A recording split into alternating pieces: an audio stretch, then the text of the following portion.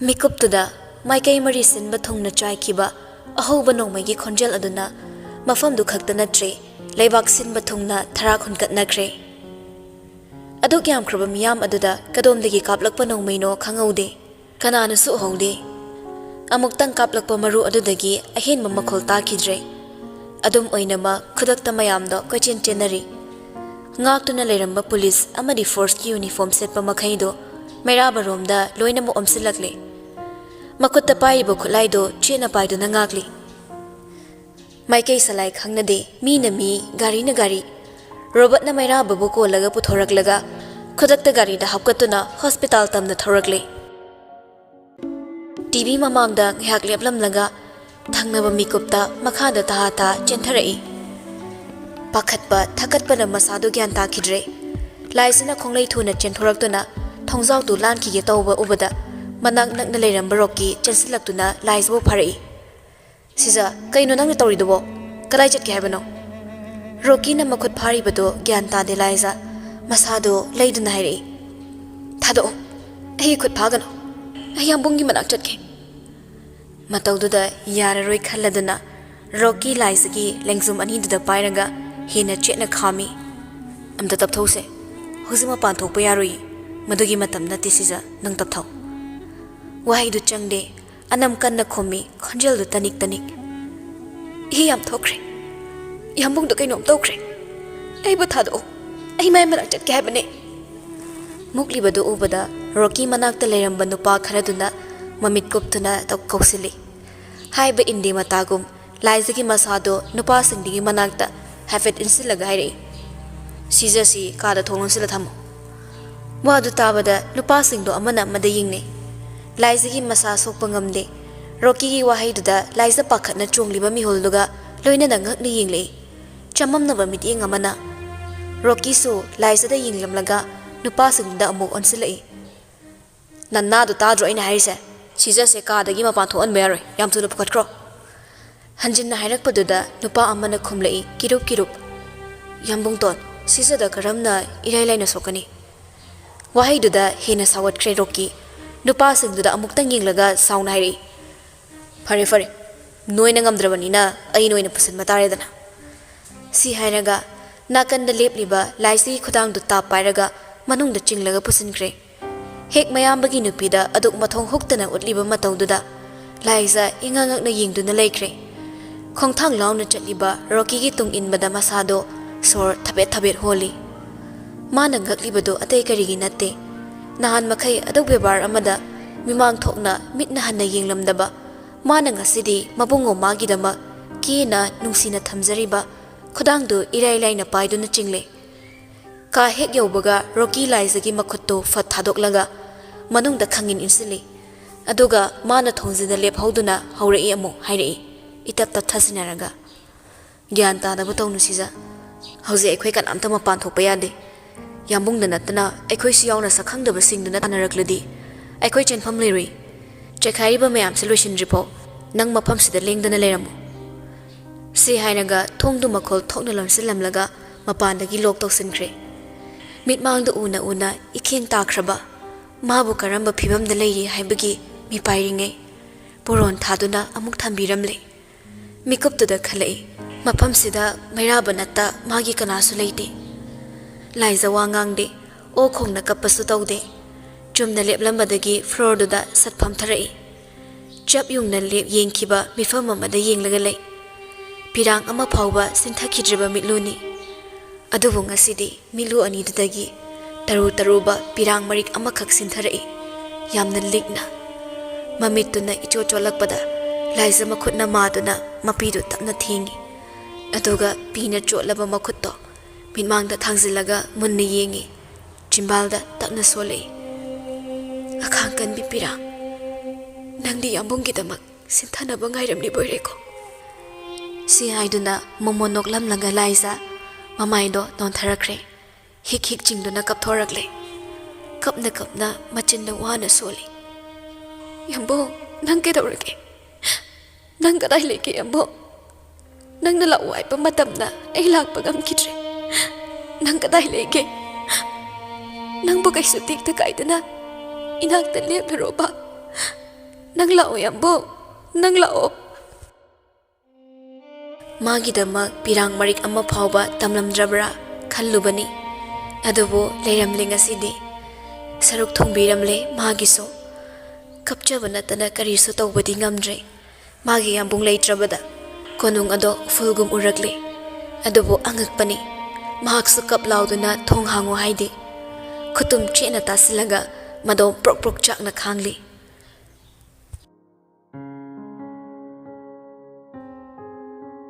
Hauzi kanglei pakti adokki matik charang nare. Mafam dagi sandorakpa pauna TV news tanatana social media da pumba wai saibagumna chairabani.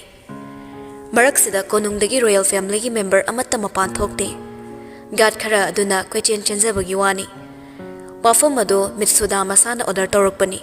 Khudaki oiba wa amana samjankhibani. Royal family da atamnana singlaga tawba sakhangdaba singi thawongni haiduna. Mitsuda so konung yorakle mayamna kwechen chelibado hanna yinglamda magi kada tafing changlei. Maga tungda mangda changminarakpa kunjo so laktuna leiri. Mitsuda mathasana thari basafadu da kitfam tharaga haurakle konwar khaladuna. Mi asuktin khraba numitda kaino tawrisibo nakhoi bu khasta su khanthadabra haibani. Kunjo mathasana pham tharaktuna aidi tanja yengu haikiba khaktani. Masada panaba kapu haikiba sunate. Adubu ngasigi numitse natrabadi yadrabro. Security asukungna leiba numitda karino hojik tawdoisibo. Miyam mamangda thokpa thawdokni. Sidagidi leibak irang haurani. Chenaba sing phau haiduna wakat mifam. As karino aikhoina hojik tawdoisibo. Saugatlaba misudagi matawda kunjo khonjel khasik nyamtharaga fatharei. Itemsi madugidama khanbigano. Thabak pangthokliba misakto khunengni. Kanamatana taraina fawa ngamloi. Adugi sumathakta ma khaktani. Chingnadanaba haiduna mabu police ki dress alanmani. Adug yam khraba miyamduda kanana su gyan tanaramlore. Hairaklibu wai singnu taraga misuda khasik taptharakle. Adubu mathadi adumak sabana hairei. Adubu mapugi huisingdo tumina leithokloine. Khwaidigi luriba amana aina si zabur changhanduna office tagi lauthokluba file do. Maduda SB Wanglingi statement su mayek singni yaudi.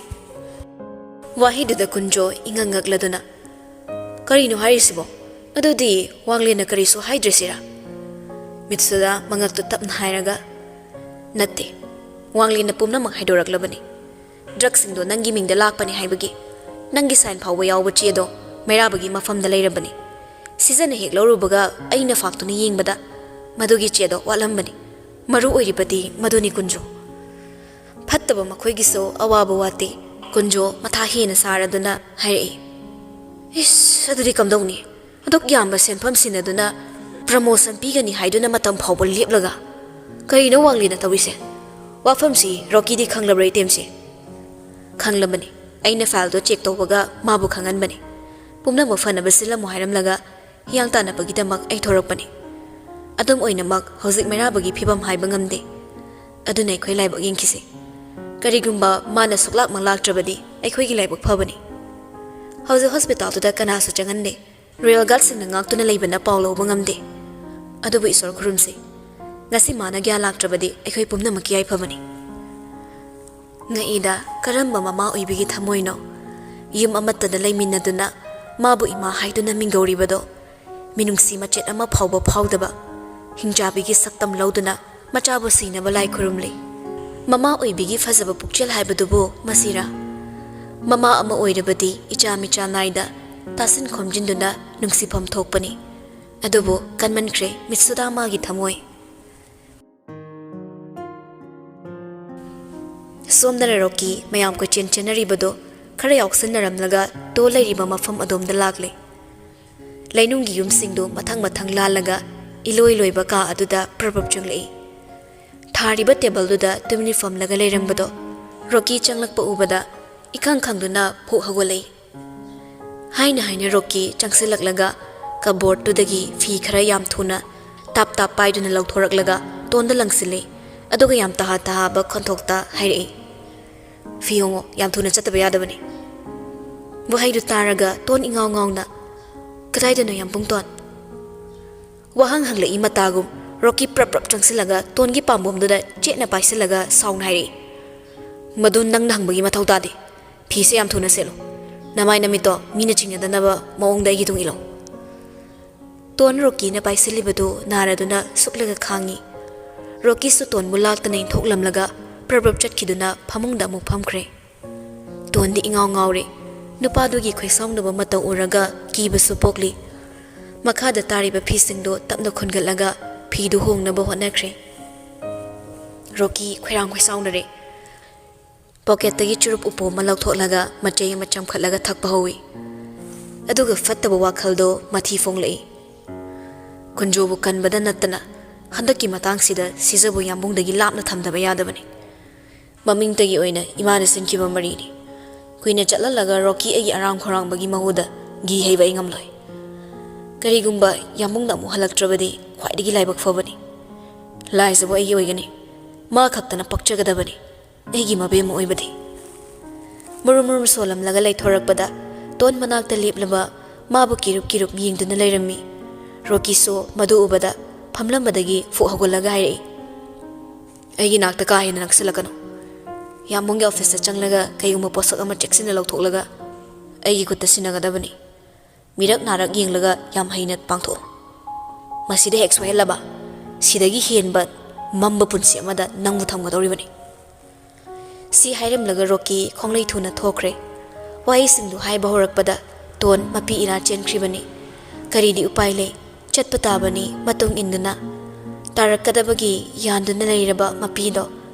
Tapna phazilaga masu hato Rocky gi matung inaragle. Konong manung yorakpaga Rocky na haibadu maktawi. Mafamduda thabak tawriba nupi singdu uniform duga chap manaba tonra selalaga Mairambagi office room da changankre. Wahi kaya sinay, Jackson na lona thumna, charang na bagi tanja si lauraga, Rocky haraw tayam na tonbo may pak na sizinakre.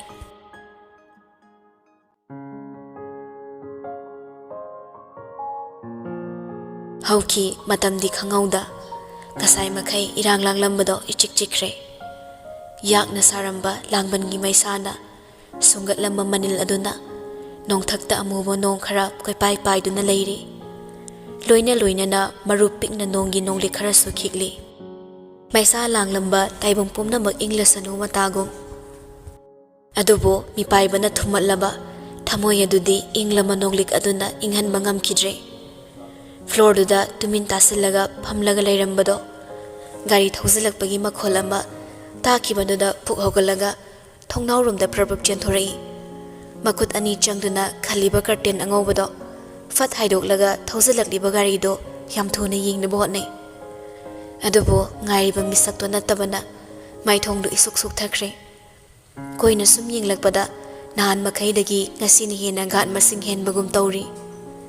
Gate tagi horaklaga konungi akoibado kung nangaktuna leiri. Nonglaktuda chap leptuna. Matawdo ngahak yinglamlaga laisa mamaydo tapna mu laisilakle. Ngasay magi chak pusilak lambado machilingde. Mamit na faw yinglude. TV tharaga yingningi. Adubo mahakire tasing na kire. Chumna lep lambadagi tapna fam tharaklaga kagi akoibado ko yingli. Nahan makhay khalude. Ka asi asuk chorumgani haiba. Adubo ngasidi hang-hangli. Mikup aduda khalai. Taibang pansida mathanda leirabagum. Kagi akoibado ngahak yinglamlaga. Laisa khonjel thoktana kablai. Yambong nanghaluba. Ay tanda kisi. Asuk ting lapaw pa. Ay ginagdalaktana nang. Kaday nilayro yambo. Nanghaluba yambo. Ay nangwanda karanta sa laroy. Nangwanda ka na basuhaw laroy yambo. Miki kada hingsuli laroy. Nanghaluba yambo. Nang layta basi ngang hangi. Kana sa tahanda loan na kapchabani. Mapawdi, taning, tabadi fangda. Amam mamaragtada wanilin jabani. Ngasita kangi, magi magun. Ngasita kangi, tamoy do na mabo asuki matik nung shihayba. Adubo, uning basak ta mimit magdal epidre. Kana sulay tre manakta. Kanagi konjel sa takidre. Musi tariba konjel ani do nata. Susut tau do na kapliba laizagi konjel. Aduga ambana terrace ki nakan oirap na thari balay haw pambi khongnem bido da tonglaga khongliba kokil amom adugi atappa khonjel do natana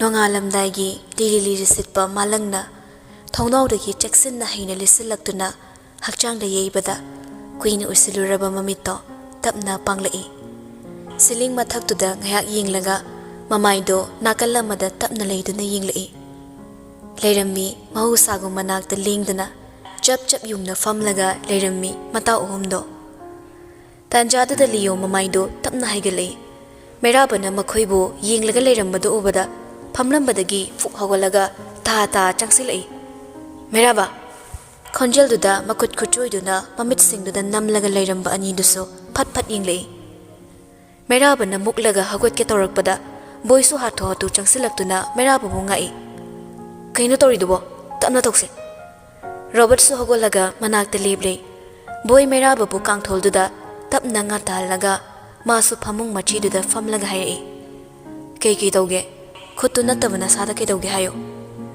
meraba kaisu tawdi haibagum mangaktu tapna hairei makhut yeto pambomgi saruk ka loinana banet chetuna leiramle laibak fabana khelaga chatki boibana khutu nataba ahin basok hogdabani chaina duna gyan mangluba khaktani meraba ngak sum tumin leiramlaga liudo onsilaga hairei kaiginu sida loi leirise yumdari kana leore wado robano ina khumlei nangna sida gyan tadana leiraga aikhoinu konung senaraga leigadro kanamta mapan thonde haibani wadu natte taningliba hangrabusu khangu haibugum taningliba mapau tamlakpaduni inthokna bo honarabusu thamoida srusu naiduna leibidugi mapauni masa soktuna leiribado magi dama wari leitapam khangdraduna hangningda hanglei tapna madi mafamduna lakhibra natraga konungda dum leibra ma haiba wahaiduda robert gyan tare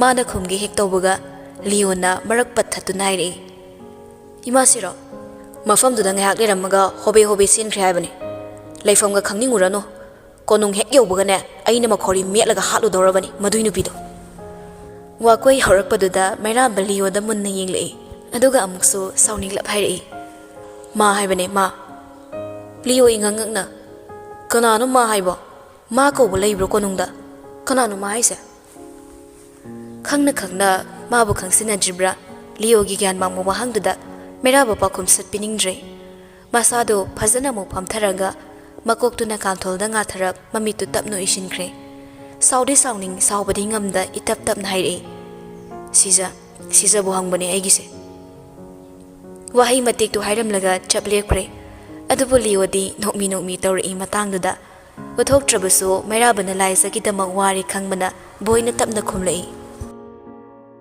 adugumba kuppa paudi lawba ngamde adubu magi de waruno imasina mangondadi kisu tawba ngamoi merabu khumlaktre mamitu isilaga laikre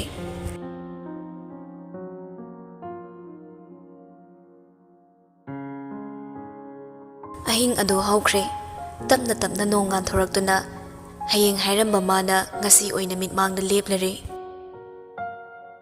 nongalakpagi paudi nungaire newspaper khuding ngarangi thodokduna headlines oina yauri ngarangda thokiba thodokni adubu irang pamsaba kayana irang haukre ningthaubu hatnaba honaramba sakhangdaba putho haiduna loina maikei kharadagi mitsudabu chaibasu yaunaragli mama ama oiraga machabu hondoklaga chenki atomi mamagi mato ata phongnare haiduna newspaper mayamduna ichaiduna leiribadu obada mitsuda arai bamida onsinduna saugatli mahusana thambani panaba adubu ngasidi yingdre paningakraduna poktraduna koilaw lauri khabar singse nakhoida kanana chaiduna thamu haige nathau masak khangdaba minai nu bisa noi loina tan thoro chara hengera noi mana ngasai dingi lauribadu taranga thabak tawbi singdo kirup yinglaga leirabani haina mitsuda khabar singdo tap paikhalaga machoi setatlaga lak tana langki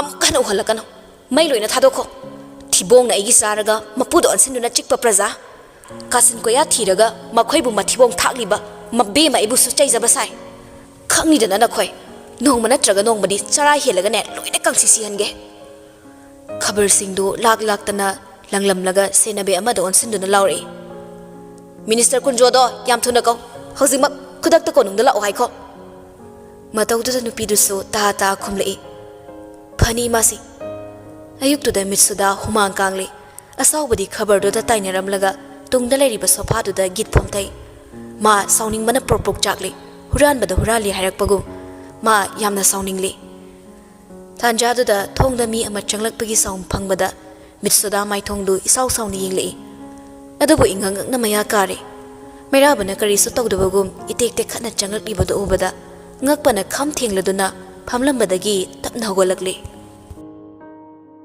hospital dagi mana ngamduna lakpani leikhina bakanna haibani adubo mana yadraduna namdana lakpani royal house tasu doctor matik chan leibana irailaina mabu purakpani mitsuda chapleptuna mabu yingliba ubada meraba nokmi changsilai changsilaga hek mamangda leptuna taplap hairi nacha laksari masi इमासी निंगबबुदी याम कायरमननी नसाबु वरोबिगनो मथंगी plan द सिब्रे यंगलसे बुहाइदुना हेनो खैदौ सिख्रे सिरसनु हाइदुना पुकनिंग न निंगबनी अदबु ngasisu leplare mitmangda ite hekte I nongmaina palui haibsu thajade pullibu khuttu natana mitsuda asawbana mamit ira chelakle mamit satrik maira bada munna yenglaga phet haidoktuna chatkre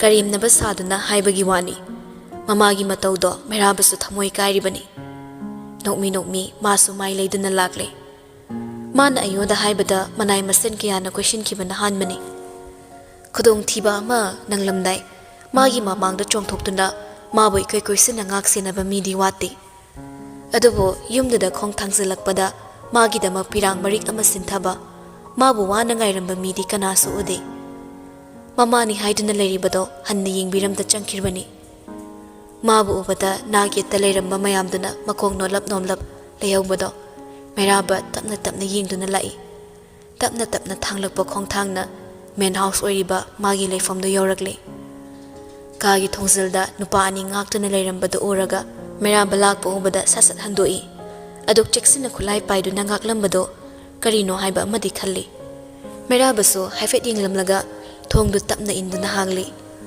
मनुंगदा खोंकाप अमा हेक कांसिनबदा उरई फमुंगी मखा ओइरिबा फ्लोरदुदा तासिलंगा फम ममाई उपसिनदुना लैरिबी महाग अदो मेरा बंगहाक चपलेपतुना यिंगली खंजल खरा ताखिबदुदा लाइसा ममाईदो तपना हाइगलगा यिंगली अहिंग चुप्पा अमंबदा लैरुबै ममित अदो इथक थकले अदोबो लाउना हांगलिबा थोंनाउदुदगी लिरी मालंग साहुमगा लोइनना चंगसिलकलिबा मंगालदुना लेबलिबा मिसक्तो मयिक सिंगना Orai सक्तमदुना मयिक सिंगलबदा खंगौदे लाइजा पुखगोलगा चपलेपी नुपादुसो लाइजगी ngayak matau yinglaga makhongdu thangba hौगे तौई अदुबु खंगौदे लेपतुना लेरम्बा नुपीदो इरा सेलबा ममितुना मेराबदा मुन्ना यिंगलागा लाई खोंथांग लाउना नंगौरोय मतागुम था चंसिलक्तुना सापु अमगा लोइनना माबु खंगकोन कोनसिलकले यामना चेना थादोलरोय हाइबगी मतागुम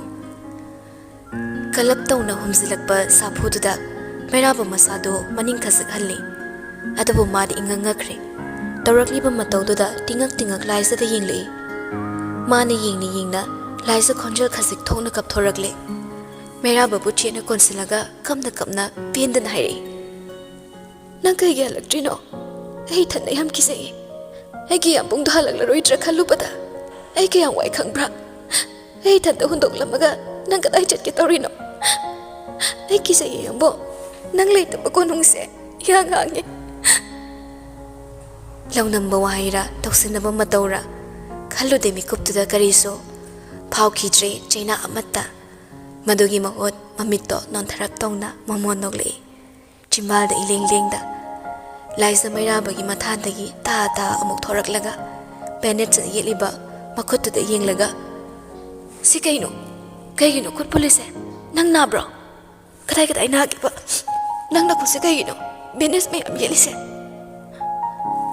वादो ngang तथक मैराबगी मसादो पाइदुना अमुक येंगलगा अतैदि नाब्रा अतैदि किसु नादब्रा नंगी फुरित इ मयाम तैबदो अदो उबदा ngauke to yambo ai yam pakhatle nang ke doke hai oyambo wado haina haina laisa mirabada konsilaga amuk kapkhre nan makhai gi thingau lengau mangwanda koi tan tan aduna karan tabadu natti noktu nat leibani nupi magi mitludagi amuk to uzagi pangkhitraba piranga do ngasidi maning tamna sinthaduna mathanungda kaplare mikupsida karamba thamoina tarai tarai thokluba ngamgani meraba makutto tamna thangalakduna laisagi makokta tamna tamna nanthabirai toklo kapkanu taba ngamde thamoisi khangba ngamde hainingi adubu thoku yade chimbaldagi wahaidumak thoku haiba yade madugi wana tainabada irumlum tharamba khonjal dai kapuswaibra nangse wahaidu chanade mikuptuga adubu laklaroi uraroi khaluraba mahaktuna mitmangda leirabada phajaba thiba thikidre merababu aduma kolaga makokto tamna nomladuna hairei kapluge siri siri tawba khonjilduna nangidama kappani yamu khaktagi kappani aige loina loina na pirangsi sunang bungairambani yamu nokfam di thoktabani mikupsida adubu amuksu noki kapli kapli tamlakpa mapawdo tabada marong leiba chimbaldo machi iling lingda noki thamoidagi thorakpa minok ama